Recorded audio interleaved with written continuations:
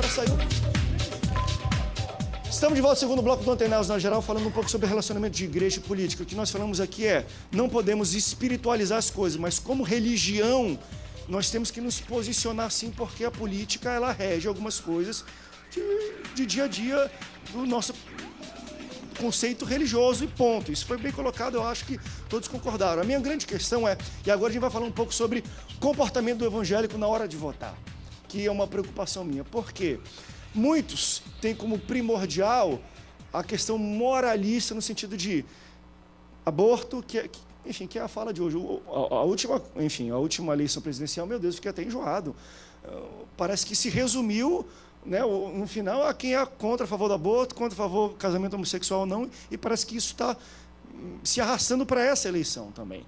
Você acha que o voto ainda do evangélico é muito em cima desse moralismo cristão e não, será que o cara é corrupto ou não? Será que ele é um bom gestor ou não? A gente não vê o 360, a gente vê 80% da nossa escolha é porque ele é pró-aborto, é contra o aborto, é contra a união homossexual e a adoção de crianças por homossexuais. A gente meio que se baseia 80% do nosso voto em cima disso e esquece o histórico do cara de gestão pública e por aí vai. Nesse momento é que os espertalhões entram, porque ele sabe que o voto, principalmente religioso evangélico, ele é manobrado por essas questões moralistas. Manobrado. E a gente tem que ter muito cuidado com isso. Porque o pastor Níger, para mim, foi muito feliz na abordagem dele, quando ele faz a separação entre o voto majoritário do voto legislativo, o voto que não depende, não é majoritário. É fundamental que a gente tenha representação e saiba escolher essas representações para o grande dilema de legislar e não legislar em favor de pequenos grupos, mas legislar com uma visão mais ampla, mas defendendo e contrariando valores de grupos entre grupos e grupos. Mas nós não podemos fazer isso de maneira tão objetiva, porque, na verdade, nós temos uma estrutura de eleição que favorece aquilo que é o pior da política. Por exemplo, você escolhe o seu candidato, vou dar um exemplo, a deputado federal e vota no seu candidato, mas, ao mesmo tempo, você pode estar elegendo um outro que é exatamente contra aquilo que você defende. Você votou em um para defender uma causa e acaba elegendo um outro que está diametralmente oposto àquela posição, porque o tipo de estrutura política brasileira é complexa. Você vota numa... Né? Você não é eleito quem recebe voto, tem um coeficiente eleitoral. Por exemplo, imagine que fosse 40 mil. Se ele tiver 80 mil, ele vai pegar 40 para ele e 40 ele vai passar para o segundo. Para o segundo. E aí você pode estar elegendo... E você pode estar elegendo alguém que exatamente pensa o oposto. Então, eu acho que a igreja, nessa hora, tinha que levantar bandeiras muito menos partidárias e muito mais estruturais. Eu acho que a igreja tem que brigar por uma reforma política no país, como tem que brigar por uma reforma estrutural na estrutura da educação, na estrutura da saúde. Então, a igreja que se manifesta contra a homossexualidade, eu acho que é a legítima manifestação, que se manifesta contra o aborto, deveria se manifestar também contra a corrupção, a favor de uma transformação estrutural na política. Tem que se manifestar. Bota 1 milhão de pessoas na rua e vai brigar por isso. Que isso faz diferença. A gente votar num cara que... Faz mais diferença até do que Não, porque eu voto. Eu acho que as bandeiras que hoje são levantadas fazem diferença, mas talvez só para a gente no dia a dia. Mas, querendo ou não, o macro da política, e o pastor César colocou aqui, educação, saúde e trabalho. Isso então, assim, ele é pró-aborto, ou ele é contra o aborto, tudo beleza, mas o que ele pensa sobre trabalho, sobre educação, sobre saúde?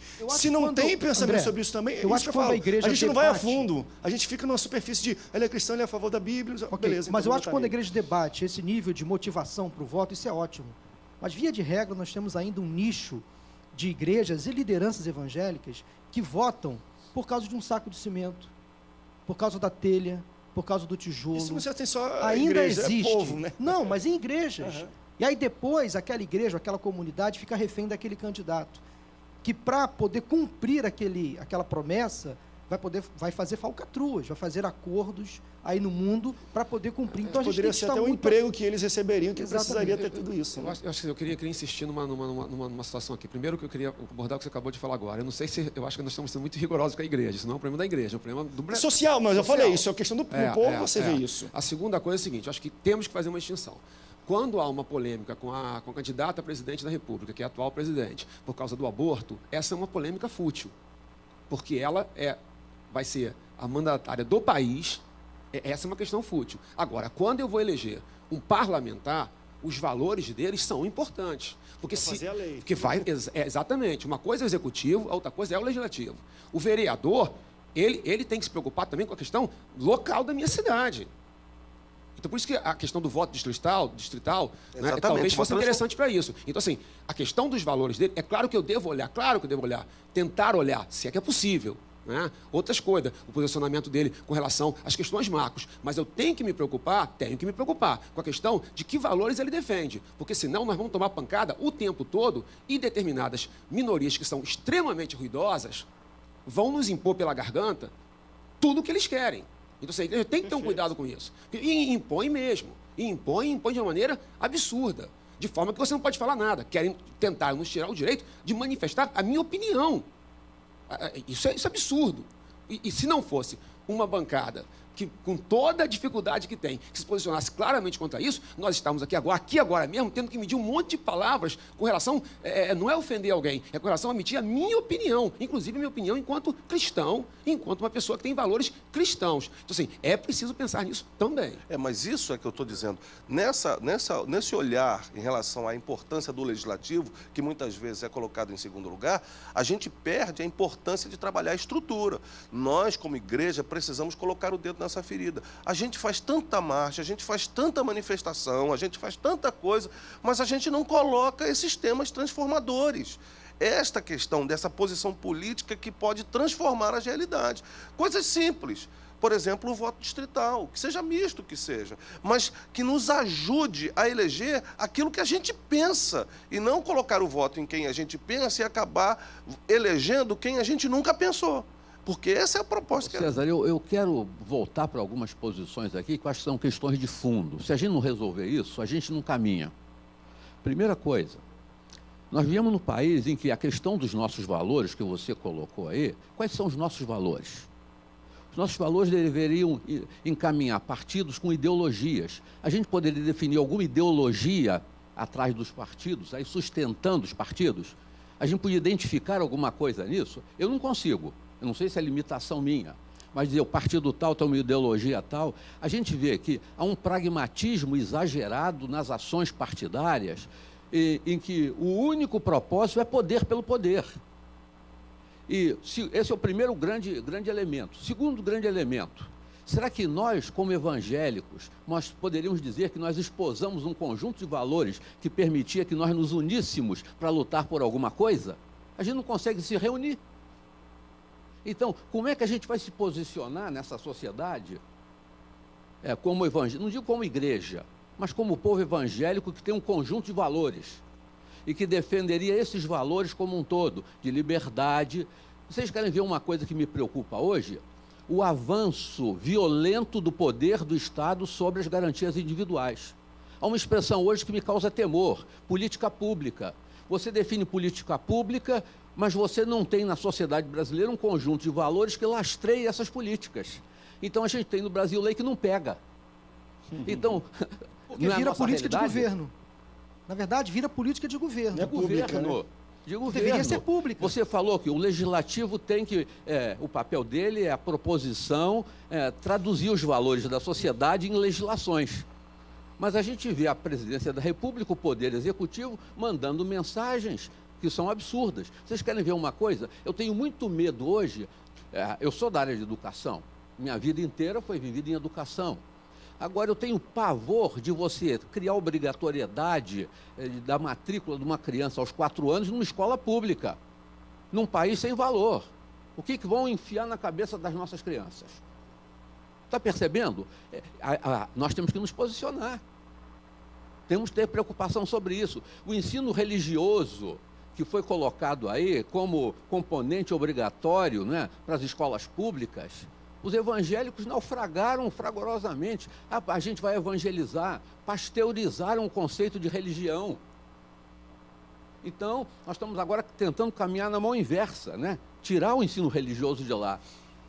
O primeiro livro didático sobre ensino religioso no Brasil foi proposto A primeira lição era de um rapaz de 17 anos que era evangélico e se tornou espírita.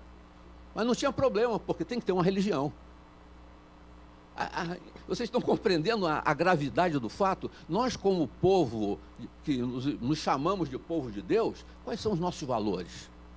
A gente tem que começar daí. Não é a América do Norte fracassou tentando eleger político evangélico para resolver o problema. Fracassou, o modelo está aí. O modelo não é esse. Não, é aquilo que eu estou falando. A política não vai resolver o problema moral do Brasil. E às vezes é isso que a gente quer fazer. Bora botar um presidente para evangelizar o Brasil. Gente, não se moraliza um país e se ganha almas com política. É aquilo que eu estou falando. A política, de certo modo, pode facilitar o trabalho da igreja institucional, não da igreja invisível. Isso Agora, André, ninguém toca. A gente tem padrão moral para questionar a sociedade como um todo? Olha só, a gente tem que ter um cuidado. Eu não quero ser palmatório, eu também acho. Eu acho que existe mudança também. Claro que estamos aqui também num fórum para discutir e mexer um pouco mais com o lado evangélico disso. Senão a gente fica muito, eu entendo e respeito, mas acho que a gente fica muito teórico e abandona o que nós podemos fazer de prática. A gente tem que ter cuidado com isso. Porque a gente fica muito, de fato, eu também acho que tem que ter uma reforma estrutural, também acho que tem que ter uma reforma global, também acho que tem que ter uma mudança de valores gerais, inclusive dentro da própria igreja. Só que se eu ficar muito aqui, eu acabo não fazendo nem o que eu posso fazer aqui. Então eu tenho que fazer o que é possível.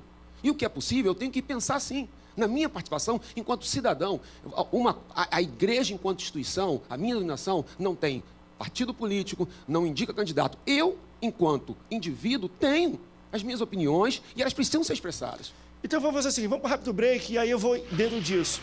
Pastor, deve emitir a opinião dele para a igreja, falar, queridos, eu acho esse cara um bom cara, porque às vezes o pastor é uma pessoa esclarecida, espera isso do pastor, olha, eu conheço, eu entendo o mundo um pouco disso, e esse aqui é um bom cara, um bom gestor, ele pode sugerir para a igreja, pegar um candidato, vamos orar por ele, não sei o quê, claro que estamos abertos, mas eu posso trazer ele aqui um dia para vocês conhecerem? Vocês acham interessante pastores e liderança apoiarem pessoas das quais ele acha que são capazes? Vamos para um rápido intervalo, daqui a pouco a gente volta, não sai daí, o Antenados volta já já.